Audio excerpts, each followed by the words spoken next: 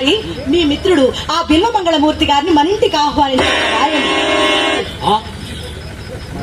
అమ్మయ్య, అది మాత్రం అలవైన కార్యము కాదు. అబ్బా, ఎందుచేత? అతడు మహాపండితుడు. వ్యాసుని కంటేనా? పరమ నైష్ఠికుడు. విశ్వామిత్ర మహర్షి కంటేనా? బహునీతి మంత్రుడు. నారాయణుడి కంటేనా? పరస్త్రీ పరాముఖుడు. ఋష్య శృంగుని కంటేనా? ఇంద్రకండి లక్కకడ బేరములు.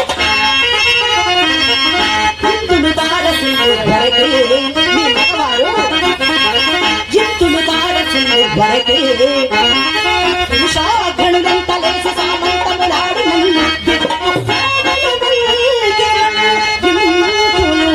తారసింగు వరకే